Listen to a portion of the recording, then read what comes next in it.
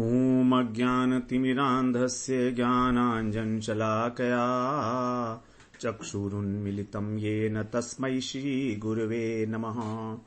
वन्देऽहं श्रीगुरो श्रीयुतपदकमलं श्रीगुरून् वैष्णवांश्च श्रीरूपं साग्रजातं सहगण रघुनाथान्वितं तं सजीवं साद्वैतं सावधूतं परिजन सहितं कृष्ण चैतन्य देवं श्रीराधा कृष्ण पादान् सहगण ललिता श्री विशाखान्वितांश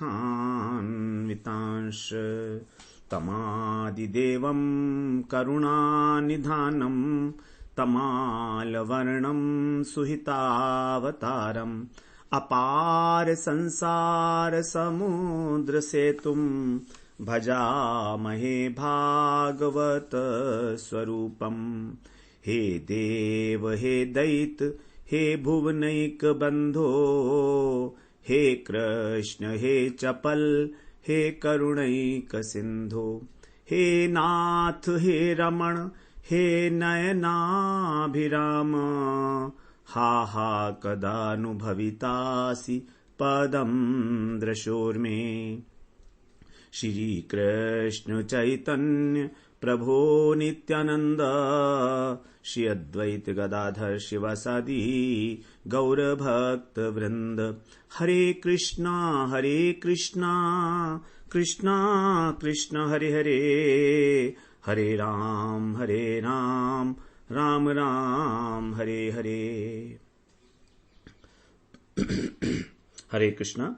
सर्वप्रथम मैं अपने गुरुपाद पद्म ओम विष्णुपाद अष्टोत्तर शत श्री श्रीमद् भक्तिवेदांत माधव गोस्वामी महाराज के चरण कमलों में अनंत कोटि दंडवत प्रणाम ज्ञापन करता हूं। हम लोग श्रीमद् भागवत पुराण में द्वितीय स्कंध का 10वां अध्याय श्रवण कर रहे हैं।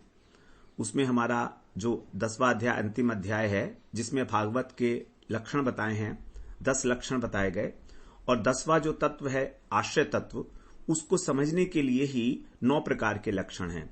तो यही 9 लक्षण जो हैं आगे भागवत के रूप में तीसरे स्कंध से 12वें स्कंध तक उन्हीं का वर्णन किया गया है विस्तृत रूप से, तीसरे स्कंध से 12वें स्कंध तक। तो इस प्रकार से जो 10 स्कंध बाकी हैं भागवत के, 2 तो हम लोग श्रवण कर लिए हैं लगभग। तो इस प्रकार से 10 स्कंध जो बाकी बचे उसमें 10 लक्षणों का वर्णन है, और आश्रय तत्व जो है वो अंतिम है। तो उस आश्रय को समझने के लिए उन 9 तत्वों को निरूपण करना जब समझना आवश्यक है। आश्रय कौन है? भगवान कृष्ण। तो भगवान कृष्ण ही एकमात्र सबके आश्रय हैं। इस बात को जब कह रहे थे, और परीक्षित जी का प्रश्न था सुखदेव जी से कि सृष्टि विषयक प्रश्न, तो अब आश्रय तत्व जो है केवल भगवान है। तो हम अपने शरीर के अंदर जो हमारे सृष्टि होती है शरीर की, ब्रह्मांड की, उसके वर्णन आगे शुरू किया 10वें श्लोक से कि किस प्रकार से कारणोदकशायी विष्णु जो हैं वो गर्भोदकशायी विष्णु के रूप में विस्तार को प्राप्त हुए। कारणोदकशायी विष्णु से अनंत कोटि ब्रह्मांड निकलते हैं, और प्रत्येक ब्रह्मांड के जो एक अधिपति हैं वो है गर्भोदकशायी विष्णु। तो गर्भोदकशायी विष्णु जो हैं वो एक ब्रह्मांड के अधिपति हैं। अब उनका ये रेस्पॉन्सिबिलिटी है कि इस ब्रह्मांड की सृष्टि हो और इसके अंदर सब जीवों की सृष्टि हो, इसका नियमन करना। तो एक ब्रह्मांड के अंतर्यामी नियामक गर्भोदकशायी विष्णु है। अब गर्भोदकशायी विष्णु से ही ये ब्रह्मांडों की जो है संरचना होती है। किस प्रकार होती है यहां पर 10वें श्लोक से बताया गया। तो गर्भोदकशायी विष्णु तो सच्चिदानंद स्वरूप हैं, लेकिन ब्रह्मांड जो है वो तो जड़ है। तो ये जो जितनी भी सृष्टि की बताई जा रही है, जो बताई गई यहां पर 10वें श्लोक से लेकर 34वें श्लोक तक, ये सब माया के द्वारा रचित है। इस बात को स्पष्ट किया गया 35वें श्लोक में, माया सृष्टि। तो माया के द्वारा सृष्ट होने के कारण ये सारी सृष्टि जो है वो हो गई, जड़ हो गई। अब स्थूल सृष्टि की वर्णन किया काफी विस्तृत रूप से, और 34वें श्लोक में केवल एक श्लोक में यह बता दिया कि सूक्ष्म रूप भी है उनका। सूक्ष्म रूप कैसा है? अव्यक्त है, निर्विशेष है। तो इसलिए निर्विशेष का मतलब क्या है यहां पर कि जो हमारा सूक्ष्म शरीर है, हमारे सूक्ष्म रूप में जो है इस सूक्ष्म रूप में जो जीव हैं उनके स्थूल शरीर की भांति उसका कोई उत्पत्ति, स्थिति और विनाश नहीं है, इसलिए उसको निर्विशेष कह दिया। अर्थात वो नित्य है और निर्विशेष होने के कारण वाणी और मन से भी उसको नहीं जाना जा सकता, अगोचर है, सूक्ष्मतम है और सूक्ष्मतम होने के कारण वो अव्यक्त है। इस प्रकार से यहां पर 34वें श्लोक में सूक्ष्म तत्व के विषय में बताया और इससे पहले 10 से 33 तक स्थूल के शरीर में। तो आपने देखा होगा इस सब वर्णन करने का एक तात्पर्य निकलता है और तात्पर्य यह है कि सृष्टि किस क्रम से हुई है। तो सबसे पहले जब महत्त्व अहंकार के 3 भाग हुए, सात्विक, राजसिक और तामसिक, तो सबसे पहले तामसिक अहंकार से पंच महाभूत की सृष्टि होती है, आकाश। अब आकाश की सृष्टि होने से फिर उसके बाद उसकी तन्मात्रा शब्द प्रकट होती है, उससे फिर वायु प्रकट होती है। इस प्रकार से ये सबसे पहले होता है। अब जब पंच महाभूत की सृष्टि हो गई, अर्थात स्थूल जो शरीर, स्थूल ब्रह्मांड का जो अवयव हैं उनकी सृष्टि हो गई, उसके बाद फिर इंद्रियों की सृष्टि होती है। जैसे बताया यहां पर कि जब उनकी देखने की इच्छा हुई तो नेत्र की सृष्टि हुई, नेत्रेंद्रिय की। तो सबसे पहले तो नेत्र के गोलक प्रकट हुए जो स्थूल है, उसके बाद फिर नेत्र की इंद्रियां प्रकट हुई, ये राजसिक अहंकार से उत्पन्न होती है। और उसके बाद फिर जो है वो नेत्र के अधिष्ठात्र देवता उत्पन्न हुए, सूर्य। तो इस प्रकार से जो क्रमिक है सृष्टि, इसका क्रम बताया कि स्थूल से सूक्ष्म और सूक्ष्म से सूक्ष्मतम की ओर। और जिस समय प्रलय होती है अथवा जिस समय हमारी मृत्यु होती है उस समय भी बिल्कुल यही क्रम है, उल्टी तरीके से। जब मृत्यु होती है तो सबसे पहले इंद्रियों के अधिष्ठात्र देवता छोड़ते हैं इंद्रियों को, हमारी आंखों से दिखाई देना बंद हो जाता है। अर्थात हमारी जो नेत्र के इंद्रियों के देवता हैं वो उन्होंने काम करना बंद कर दिया, सूर्य देवता ने काम करना बंद कर दिया, इसलिए आंखों से दिखाई नहीं दे रहा है। उसके बाद जो इंद्रिय की अपनी शक्ति है वो नष्ट हो जाती है। उसके बाद फिर जो है स्थूल शरीर नाश होता है। तो क्रम भी वही है, बिल्कुल उसी प्रकार से मृत्यु का क्रम। इस बात को समझना चाहिए हमको सृष्टि तत्व के माध्यम से, तभी हम जो है इतनी सारी जो चर्चा की गई उसका तात्पर्य, उसका जो विशेष अर्थ है वो समझ पाएंगे। अब ये जो सब चीजें हैं सूक्ष्म और स्थूल, ये सब माइक पंच तत्वों से बनाई हुई हैं, ये स्पष्ट है। तो प्राकृत जो वस्तुएं हैं इस जगत के, उनके 2 रूप हैं, स्थूल और सूक्ष्म। जीवों को, हम लोगों को जो दिखता है पंचभूतात्मक शरीर, ये स्थूल है, और जो दिखता नहीं है मन, बुद्धि, अहंकार, चित्त, ये सूक्ष्म है। अब सूक्ष्म देह के अंदर हमारे जो कर्मजनित संस्कार हैं अनंत अनंत जन्मों के, वो सब रहते हैं वहां पर, और उन संस्कारों के अनुसार ही हमारा स्थूल शरीर क्रियान्वित होता है। हमारी चेष्टाएं जो हैं उसी प्रकार की देखी जाती हैं। तो जब स्थूल शरीर से संस्कार के सहित ये सूक्ष्म शरीर निकल जाता है तो मृत्यु हो जाती है। तो यमदूत जो हैं अथवा जो हमारी सूक्ष्म देही है, जो को आत्मा में आवरण है, सबसे पहला सूक्ष्म देह, उसको लेकर जाते हैं, स्थूल देह यहीं पड़ा रह जाता है। अब इसी सूक्ष्म देह से स्वर्ग और नरक का भोग करता है व्यक्ति, आत्मा उसकी, और फिर किसी स्थूल देह में प्रवेश करता है जिसको जन्म कहते हैं। इस प्रकार से पंचभूतों के भी 2 रूप हैं, जो पंच महाभूत हैं उनके, स्थूल और सूक्ष्म। तो इस जगत के अंदर जितनी भी वस्तुएं हैं वो सब स्थूल पंचभूतों से निर्मित हैं। आकाश, वायु, अग्नि, जल और पृथ्वी, सब में इनका अंश है। लेकिन जो पंच तन्मात्राएं हैं अर्थात शब्द, रूप, स्पर्श, गंध और अहंकार इत्यादि, ये सब जो हैं सूक्ष्म रूप है इन पंचभूतों का। तो ब्रह्मांड के भी 2 रूप हो गए, स्थूल और सूक्ष्म। इसीलिए ब्रह्मांड को भी जो माया के द्वारा रचित है, स्थूल कहो या सूक्ष्म कहो, दोनों माया के द्वारा ही है, प्राकृत है। अब यहां पर भगवान तो जो हैं वो सच्चिदानंद विग्रह हैं, चिन्मय हैं, अप्राकृत हैं। वहां तो उनका माया की पदार्थों से कोई संबंध नहीं है।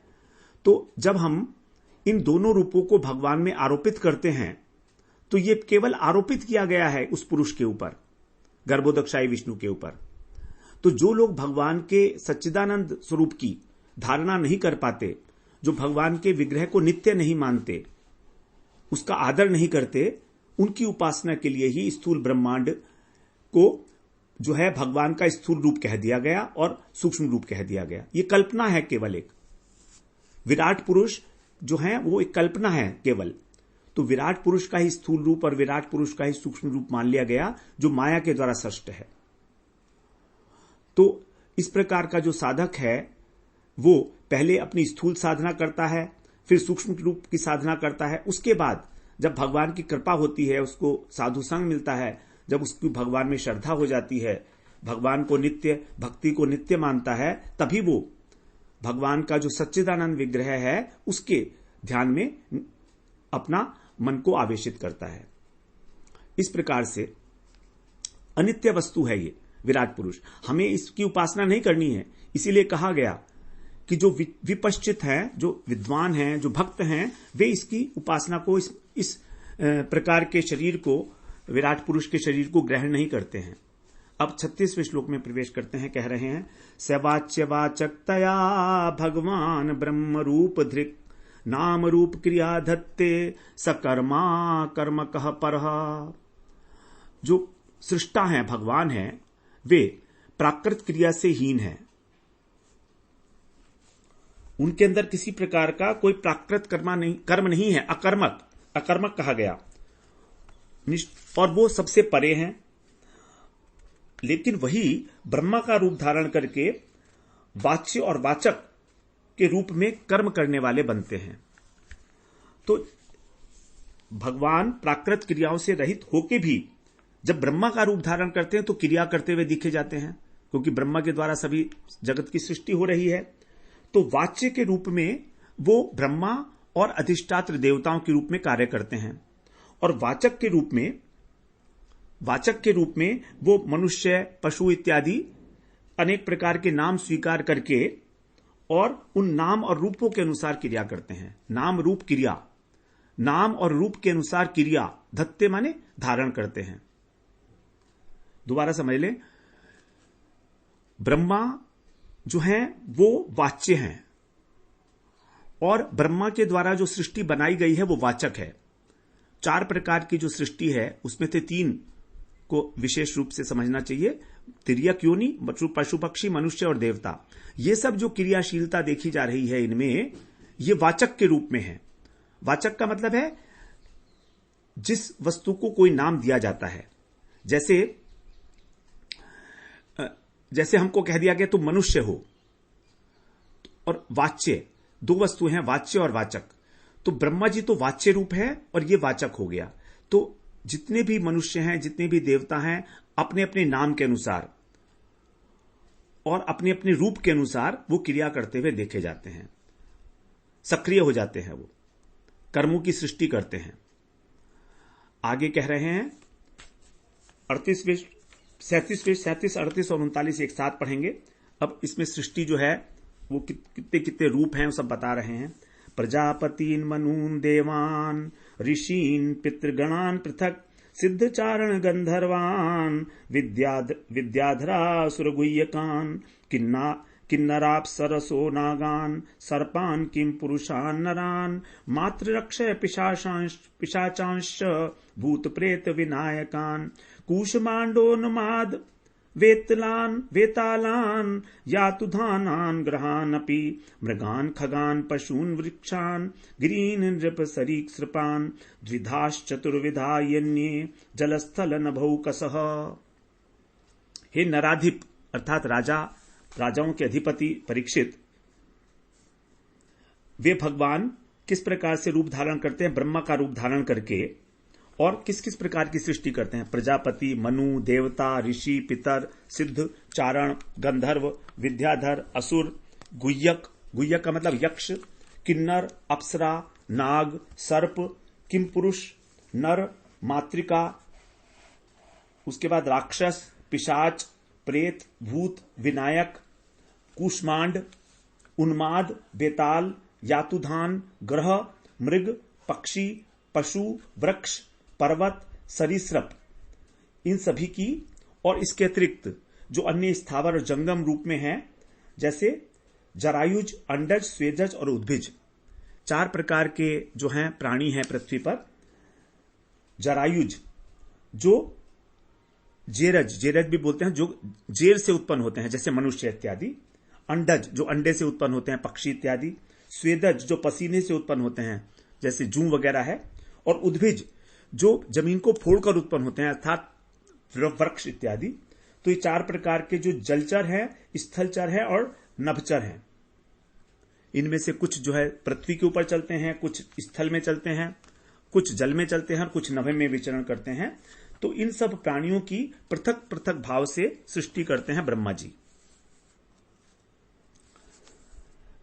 आगे कह रहे हैं 40वें श्लोक में, द्विविधाश्चतुर्विधा अन्य।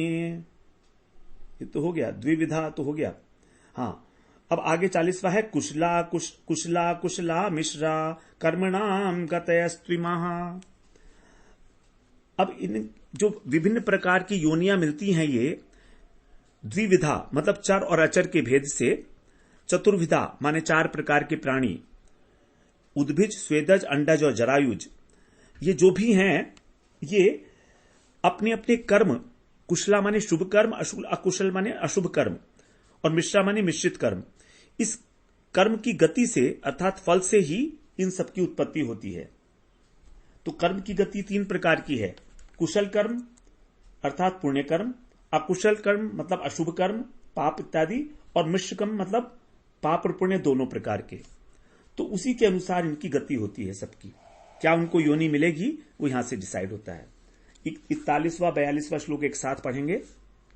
कह रहे हैं, सत्वम रजस्तमोति तिस्रे सुर निर्नारका तत्राप्येकैकशो राजन भिद्यन्ते गतयस्त्रिधा यदैके करतरोन्याभ्याम स्वभाव उपहन्यते। हे राजन, सत्वम रजस्तमोति 3 प्रकार के गुण हैं, तो तीनों की प्रधानता से अलग अलग प्रकार की योनि प्राप्त होती है। यदि सत्वगुण प्रधान है तो देवता, यदि रजोगुण प्रधान है तो मनुष्य, और तमोगुण की प्रधानता से नारकीय प्राणी, नार का मतलब नारकीय प्राणी, जो नारकीय योनि है, अधो योनियां हैं, उनकी प्राप्ति होती है। इति माने इस प्रकार, तीसरे माने 3 भेद हैं। तत्र अपि यत एक एकशः, इनमें भी एक एक करके एक तरह, एक से एक भिन्न है, गुणों के अनुसार, स्वभाव के अनुसार सब लोग भिन्न हैं। तो जिस समय तीनों गुणों में से कोई एक गुण, यहां पर लिखा है कि जिस समय तीनों गुणों में से कोई एक गुण अन्य 2 गुणों के द्वारा बाधा को प्राप्त होता है, तब एक ही गति 3 प्रकार से प्रकाशित होती है। जैसे जिस प्रकार रजोगुण के स्वभाव से युक्त मनुष्य सत्वगुण के स्वभाव से के मिश्रण की अधिकता से ब्राह्मण बन जाता है। अच्छा, यदि हमारा सत्वगुण अधिक है और उसमें रजोगुण मिश्रित है तो क्या होगा, वो ब्राह्मण बनेगा। और यदि तमोगुण की अधिकता हो जाएगी तो वो शूद्र बन जाएगा। रजोगुण के अंदर यदि तमोगुण की अधिकता हो जाएगी तो शूद्र बन जाएगा। इस प्रकार से, तो इस प्रकार से कर्म की कुल 9 गतियां बताई गई हैं, 3 भाग में बढ़ जाती हैं। 3 × 3 9 गतियां बताई गई हैं। अब ये 9 गतियां कौन सी हैं ये यहां पर नहीं पता है। आगे 43वें श्लोक को श्रवण कर लेते हैं। इसमें श्लोक के भी गीता प्रेस में और हमारी जो भागवत है उसमें थोड़ा अंतर है, तो इसलिए परेशान ना हो नंबरिंग के हिसाब से। वहां पर जो थोड़ा थोड़ा अंतर है सबके अंदर, क्योंकि कहीं पर जो है एक लाइन ले ली गई है श्लोक के रूप में, कहीं पर 2 लाइनें ली गई हैं। तो यहां पर जो 43वां श्लोक है उसमें इस प्रकार से लिखा है, स एवेदम जगद्धाता भगवान धर्म रूप धृक् पुष्णाति स्थापयन विश्वम तिर्यक नर सुरादि भी। यहां पर 42वां है शायद इसके अंदर ये वाला श्लोक जो इसमें 43 लिखा है। तो कह रहे हैं स एव, केवल वे ही जगत के रक्षक हैं। धाता माने रक्षक हैं, धारण करते हैं और पालन पोषण करते हैं भगवान। तो वे ही तिर्यक रूप में, तिर्यक रूप कौन सा है भगवान का, वराह रूप में, मछली के रूप में और कच्छप के रूप में, और नर के रूप में राम और कृष्ण इत्यादि और वामन इत्यादि के रूप में अवतार प्रकट करते हैं। अपने को ही खुद ही अवतार लेते हैं। वो जो विष्णु रूप धारण करते हैं वही भगवान। इस प्रकार वे धर्म रूप में रक्षक हैं और समस्त संसार का पालन करते हैं। पुष्णाति माने पोषण करते हैं। विश्वम स्थापयन, इस विश्व की मर्यादा को बनाए रखते हैं। इस प्रकार से आगे कह रहे हैं। अब श्लोकों का अंतर है थोड़ा सा, तो इसके अंदर गीता प्रेस में 53वां है, एक्स्ट्रा है। इसमें 51 श्लोक आते हैं, इसमें 52 आते हैं। तो एक एक श्लोक का अब आगे अंतर पड़ जाएगा।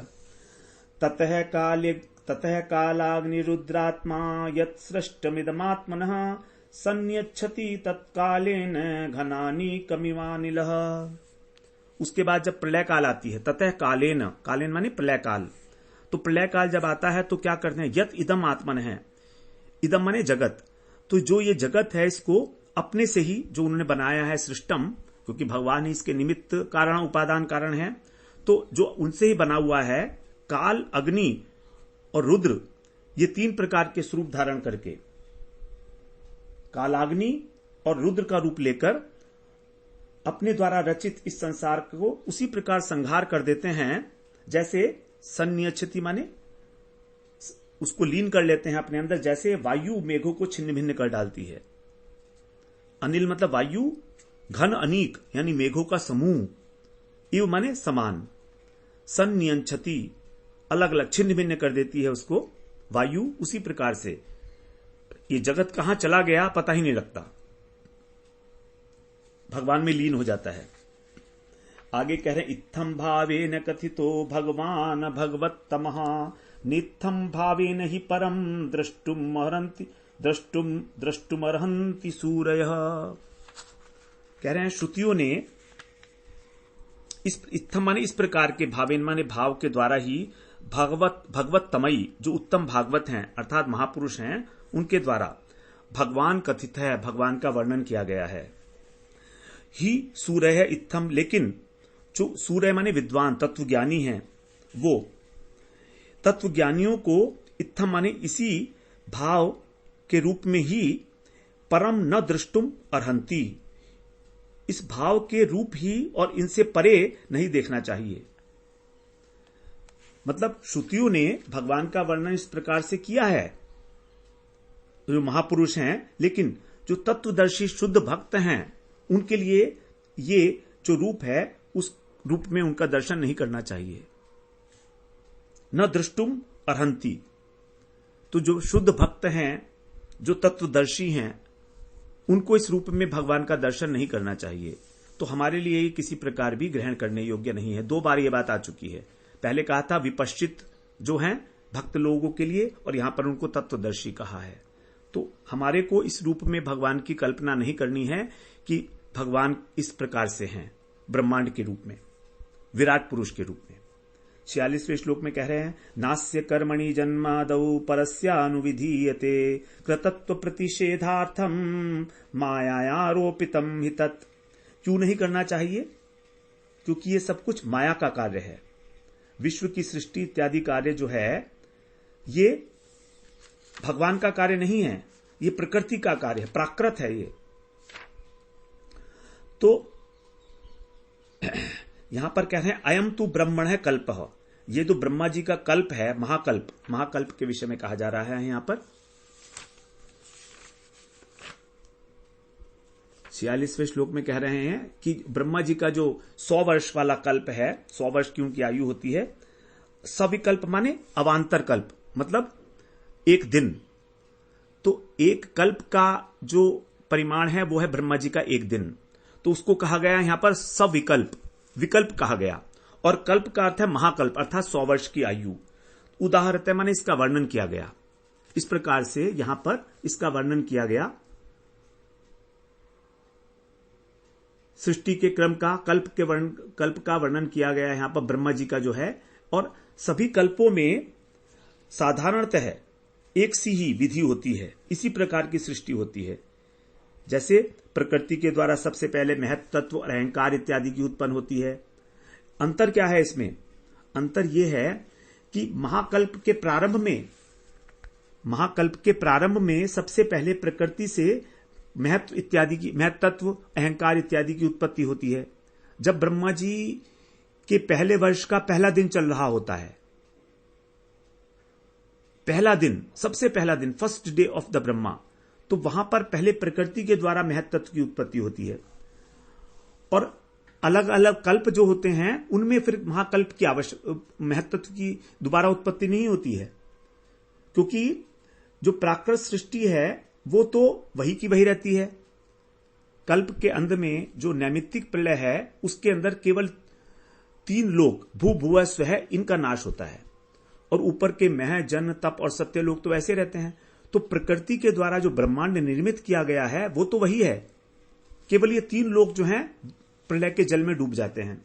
इसीलिए जो ब्रह्मांड की उत्पत्ति है वो तो केवल महाकल्प के आरंभ में ही होगी, महत्त्व, अहंकार इत्यादि की।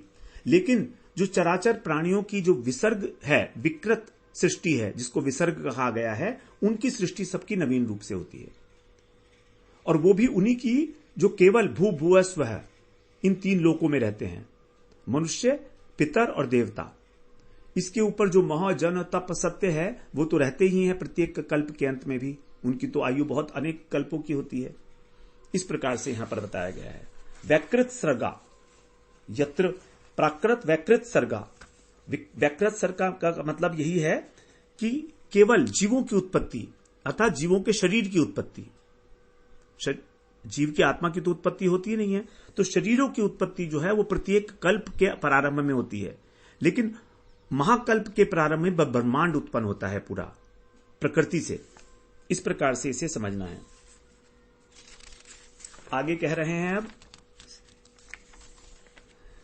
परिमाणम च कालस्य कल्प लक्षण विग्रहम यथा पुरस्ताद्वयाख्यास्ये पाद्मम कल्प मथो शृणु। कह रहे हैं, हे परीक्षित, काल का परिमाण, एक काल कितना होता है कल्प का, और उसके अंदर जो मनवंतर हैं उसका वर्णन आगे जाकर करेंगे। काल का, कल्प का और मनवंतर इत्यादि का ये सब वर्णन आगे किया जाएगा। विग्रह का मतलब है अंग, जो कल्प के अंग हैं। कल्प में 14 मनवंतर होते हैं ना, तो उनका जो कितने समय का होता है वो आगे किएंगे। अब तुम पाद्म कल्प का वर्णन सावधान होकर सुनो। पाद्म कल्प की कथा अब सुखदेव जी बताना चाह रहे हैं। अब बीच में ही यहां पर शौनक जी अब बोल पड़े हैं। शौनक जी ने बोला, शौनक उवाच यदाहनो भवांसु तैक्षत्ता भागवतोत्तमः चचार तीर्थानि भुवस्त्यक्त्वा बंधून सुदुस्त्यजान। अब देखिए, शौनक जी जो हैं वो सुखदेव जी ने कहा था, परीक्षित मैं तुम्हें पाद्मकल्प की कथा सुनाता हूं, लेकिन शौनक जी उस कथा को सुनना नहीं चाह रहे हैं, पाद्मकल्प की कथा को। तो बीच में ही वो टोक देते हैं विदुर जी को कि ठीक है, वो तो कथा होती रहेगी, आप हमको ये सुनाइए। तो अब वो जो कह रहे हैं, क्या कह रहे हैं, आपने अभी हम लोगों से कहा था, है ना, यदह, हे सूत जी, जो भगवान माने आपने, नह माने हम लोगों से कहा था, आह माने क्या, कि भागवतोत्तम क्षत्ता, जो भागवत भक्तों में अत्यंत श्रेष्ठ विदुर जी हैं, वे सुदुस्त्यजान, अत्यंत दुस्त्यज बंधुओं को छोड़कर और पृथ्वी पर भुव तीर्थानी चचार, तीर्थों की यात्रा करने चले गए थे। आपने कहा था, याद है आपको, आपने अभी भी कहा था कि तीर्थों में विचरण करने के लिए जो है अपने बंधुओं का त्याग करके और तीर्थ में विचरण करने चले गए थे, जो अत्यंत दुष्कर है। अपने भाई बंधुओं को कोई छोड़ता है क्या, कितना मुश्किल है। तो वो कह रहे हैं कि प्रसंग बदल दिया शौनक जी ने यहां पर, क्योंकि वो पाद्मकल्प की कथा सुनना नहीं चाह रहे हैं। तो आगे कह रहे हैं 49 श्लोक में, अगले में, कुत्र कौशारवे तस्य संवादो अध्यात्म संशितः यद्वास भगवान तस्मै पृष्ठस्तत्वमुवाच। कह रहे हैं उस यात्रा में, तस्य माने उनका, कुत्र कौशारवे, कहां पर, कौशारवे जो मैत्रेय जी थे, उनके लिए कहा गया कौशारवे। कौशव ऋषि के पुत्र थे ये शायद, हाँ। तो मैत्रेय जी से अध्यात्म विषयक जो संवाद हुआ उनका, यद्वा, जिसमें उन्होंने पूछा था, पृष्ठ माने पूछने पर तस्मै से भगवान तत्वम उवाच, उनको भगवान मैत्रेय ने तत्व ज्ञान का उपदेश दिया था विदुर जी को। तो आप वो उपदेश हमें सुनाइए। पाद्मकल्प की कथा नहीं सुनना चाह रहे हैं शौनक जी। तो कह रहे हैं भगवान, यहां पर भगवान शब्द मैत्रेय जी के लिए आया है। तो कह रहे हैं कि जो मैत्रेय जी ने उनको तत्व ज्ञान का उपदेश दिया था विदुर जी को, आपने पहले कहा था, हमें याद है, जागृत श्रोता है ना, हम तो भूल गए थे। तो 50th श्लोक में कह रहे हैं, 50th और हमारे वाले में 51 पड़ता है। ब्रूहीनस्तदिदं सौम्य विदुरस्य विचेष्टितं बंधु त्याग निर्मित्तं च तथैवागतवान् पुनः। हे सौम्य सूत जी, न माने हम लोगों से, तत् इदम, वह, इदम माने यह, जो विदुर जी की विशेष चेष्टा क्या थी? बंधु त्याग, अर्थात उन्होंने अपने बंधुओं का त्याग कर दिया, तीर्थ यात्रा पर चले गए। तो उसका जो निमित्त है, किस कारण से उन्होंने अपने बंधुओं को त्यागा, और तथा एव पुनः आगतवान, और फिर वैसे ही वो वापस लौटकर भी आ गए। तो ब्रूही, ये सब बातें बताइए आप हमको। तो एक तो जो उनके साथ अध्यात्म संबंधी बातें हुई तत्व ज्ञान की, वो बताइए, और विदुर जी का चरित्र बताइए आप, कि उन्होंने बंधु बांधवों को क्यों छोड़ा और फिर उनके पास वापस लौटकर क्यों आ गए, कारण क्या था, ये सब हमें बताइए, हम इसमें इंटरेस्टेड हैं। तो अब सूत जी कह रहे हैं, सूत उवाच राज्ञा परीक्षिता पृष्टो यदवोचन महामुनि तद्वायो विदास्ये शृणुत राज्ञ प्रश्नानुसारतः।